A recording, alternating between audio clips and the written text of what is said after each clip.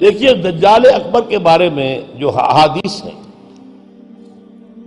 ایک بات تو یہ کہ وہ کانا ہوگا ایک آنکھ سے، اس کے ماتھے پر لکھا ہوا ہوگا کافارا، ہر مومن پڑھ لے گا چاہے پڑھا لکھا ہو یا نہ ہو، وہ خدائی کا دعویٰ کرے گا، اور اس کی قوتیں کتنی ہوں گی ذرا نوٹ کیجئے، لا تزع قریۃ الا حبطها فی 40 لیلۃ، مسلم شریف کی روایت ہے، پوری دنیا میں ایک ایک بستی کے اندر وہ گھوم جائے گا صرف 40 دنوں میں۔ کیسی سواری اس کے پاس ہوگی، کیسی صورت والی سواری ہوگی، اب تو کچھ اندازہ ہے نا۔ آخر ہماری فضا میں ظاہر بات ہے ہمارے ہوائی جہاز 24 گھنٹے میں گزر سکتے ہیں مشرق سے مغرب تک۔ نمبر 2، اس کے 2 کانوں کے مابین 80 گز کا یا 80 ہاتھ کا فاصلہ ہوگا،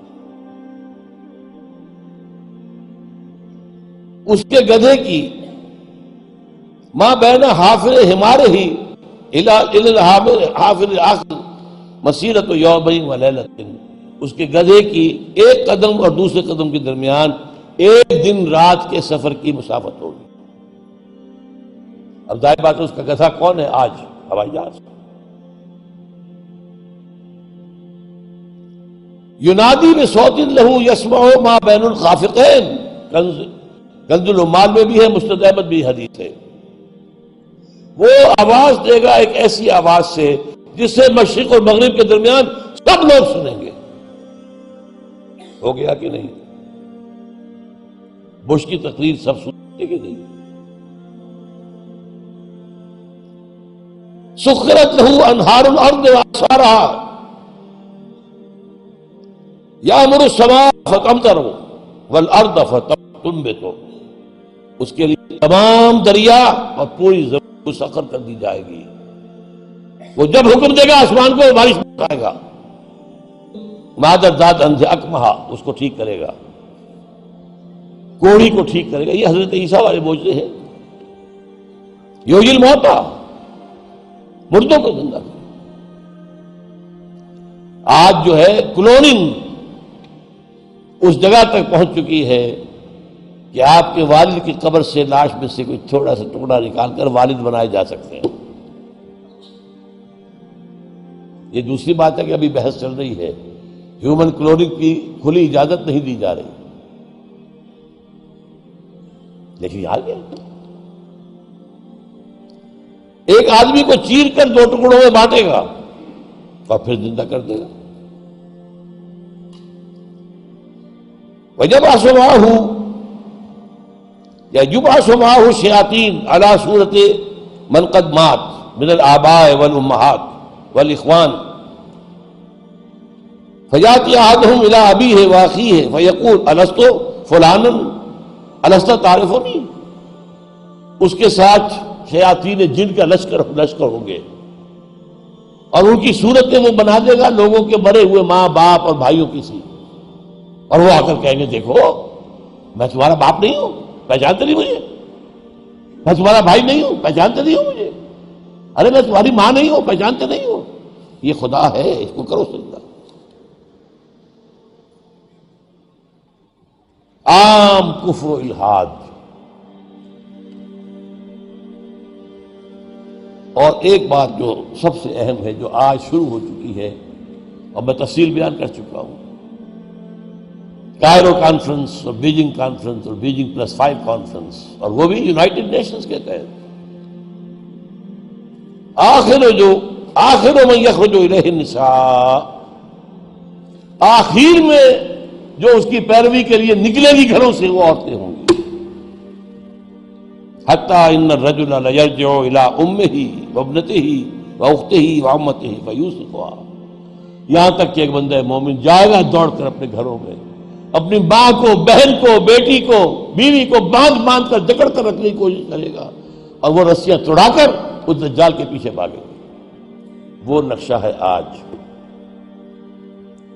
ایک حکم پر یہ شیطان مشرف جو ہے ہمارے ہاں 30% سیٹیں عورتوں کے لیے مقرر کر دی، بھائی امریکہ تک میں نہیں ہے، تو ان کی پیروی کر رہے ہو، وہاں بھی نہیں ہے یہ ہم ان سے بڑھ کر ان کے مقاصد کی تکمیل میں ان سے آگے جا رہے ہیں۔ اب دیکھتے دیکھتے ہماری بات کو دیکھ کر انڈیا کے اندر بھی آیا ہے کہ 30% سیٹیں سب کی جو ہے خاص کر دی جائیں عورتوں کے لیے، وہاں وہ نہیں ہو پا رہا، جمہوری حکومت ہے، اختلافات ہو رہے ہیں، ابھی بحثیں چل رہی ہیں۔ اور یہاں کیا تھا، مشرف ایک حکم، اور کوئی نہیں بولا، کوئی مذہبی لیڈر نہیں بولا یہ کیا کر رہے ہو، کوئی سیاسی لیڈر نہیں بولا کیا کر رہے ہو۔ ان کی گھٹی میں سیاست پڑ چکی ہے۔ خطرہ یہ تھا کہ ہم نے اگر ایسی کوئی بات کی تو یہ الیکشن پوسٹ پون کر دے گا، اور الیکشن بنا ہوا ان کا ایک عام طریقہ۔ بہرحال یہ دجالیت جو ہے، دجال اکبر، یہ آنا ہے۔ یہ ہوگا کون، اس میں احادیث کے اندر اختلاف ہے۔ ایک واقعہ یہ بھی ملتا ہے کہ حضور ہی کے زمانے میں یہودیوں میں ایک بچہ پیدا ہوا، ابن سیاد۔ وہ بڑا غیر معمولی قسم کی صلاحیتیں اس میں تھی، وہ اپنی پیٹھ کے پیچھے سے بھی دیکھتا تھا، وہ سوتا تھا تو اس کا دل نہیں سوتا تھا، وہ پوری طریقے سے اس کے حواس جو ہیں وہ بیدار رہتے تھے۔ تو حضور نے اس کے کچھ حالات وغیرہ کا باقاعدہ مشاہدہ کیا، یہ سوچتے ہوئے کہ شاید یہی دجال بن جائے۔ حضرت عمر نے کہا بھی کہ آپ مجھے حکم دیں میں اس کی گردن اڑا دوں۔ فرمایا نہیں، اگر تو یہ وہ ہے تو اسے قتل کریں گے عیسیٰ ابن مریم، تم قتل کرنے والے نہیں ہوں گے، اور اگر یہ وہ نہیں ہے تو خام خواہ ناحق خون کا جو ہے تمہارے اوپر الزام آ جائے۔ پھر ایک صحابی رضی اللہ تعالی عنہ، تمیم داری، وہ عیسائی تھے، اسلام لائے تھے، وہ کسی بحری سفر پر گئے تو طوفان جو ہے ان کے جہاز کو لے کر ادھر ادھر کئی ایک مہینے تک، اس سے بھی زیادہ، موج ادھر لے گئی پھر ادھر لے گئی پھر ادھر لے گئی، حتیٰ کہ ایک جزیرے میں جا کے ان کا اترنا ہو گیا، وہاں کوئی نہیں تھا، غیر آباد۔ اندر کچھ گئے تو انہیں ایک عجیب سی مخلوق نظر آئی، جساسا، کہ نہ اس کا پتہ چلتا تھا منہ کدھر ہے دم کدھر ہے۔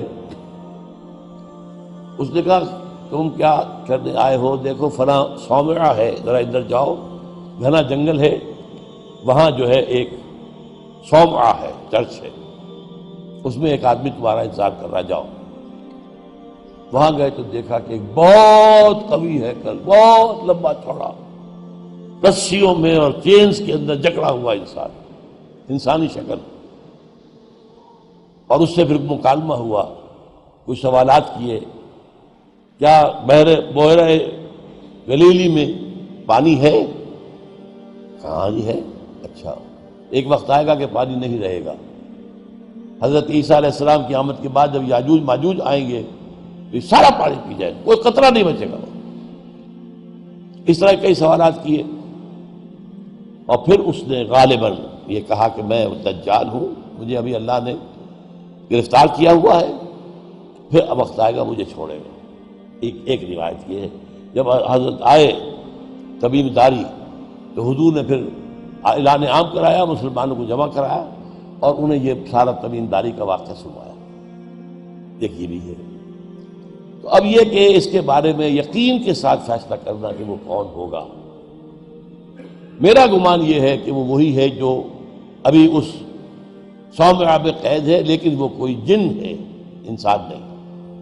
عزازیل جو شیطان لعین ہے، اس کا کوئی بڑا جنرل ہے، جو کہ آخری وقت میں آخری امتحان کے لیے انسانوں کے اللہ تعالیٰ کی طرف سے اس کو چھوٹ دی جائے گی، اور یہ ہوگا حضرت عیسیٰ علیہ السلام کا جو حکومت کا دور ہے 40 برس اس کے آخر میں، اور اسے بھی پھر حضرت عیسیٰ علیہ السلام ہی قتل کرے۔ لیکن اس سے پہلے یہ ہے کہ اتنی بڑی ہوا چل چکی ہوگی کفر اور الحاد کی، اور جو ہے زوال آ چکا ہوگا، کہ پھر حضرت عیسیٰ کا انتقال ہونے کے بعد کچھ ہی عرصے کے بعد اللہ تعالیٰ ایک خاص ہوا بھیجے گا کہ جن کے دل میں بھی ایمان ہے ان کی جانیں بڑی آسانی سے سہولت سے نکل جائیں گی۔ اب دنیا میں صرف کافر، فاسق، ملحد، مشرک، گناہگار لوگ رہ جائیں گے، ان پر قیامت کی ہولناک جو زلزلہ ہے، یا ایھا الناس اتقوا ربکم ان زلزلۃ الساعۃ شیء عظیم یوم ترونها تذہل کل مرضعۃ عما ارضعت وتضع کل ذات حمل حملها وَتَرَى النَّاسَ سُكَارَىٰ وَمَا هُم بِسُكَارَىٰ، یہ جو سختیاں ہیں یہ کفار پر آئیں گی، اہل ایمان پر نہیں آئیں گی۔ اب یہ ہے میرے اور آپ کے لیے انفرادی سطح پر تو فیصلہ کیجئے، ہم اپنے اندر سے دجال کو نکالیں۔ محبت اللہ سے، دنیا سے نہیں، طلب آخرت کی، دنیا کی نہیں، فکر روح کی، جسم کی بھی کرو لیکن اس کی اولاً کرو، اور وہ نظام قائم کرو جس میں حقیقت اللہ کی ہو، جس کے معاشی نظام میں سے سود اور جوئے کو نکال کر باہر کر دیا گیا ہو، معاشرہ وہ ہو جس میں عفت و عصمت کی ویلیوز ہو، شرم اور حیا کی ویلیوز ہو، خاندان کا ادارہ مضبوط ہو۔ یہ سارا کام اجتماعی سطح پر، اور خود اپنے ایمان کو اتنا مضبوط کرو کہ اگر ہماری اپنی زندگی میں وہ دجال اکبر کے آنے کا وقت ہو جائے تو ہم اس کی سختیوں کو جھیل سکیں، برداشت کر سکیں، ان امتحانات میں سے گزر سکیں، اور ایمان کے اوپر ثابت قدم رہ سکیں۔ اللہ تعالی ہمارا مددگار ہو۔ اقول قولی ھذا واستغفر اللہ لی ولکم ولسائر المسلمین والمسلمات۔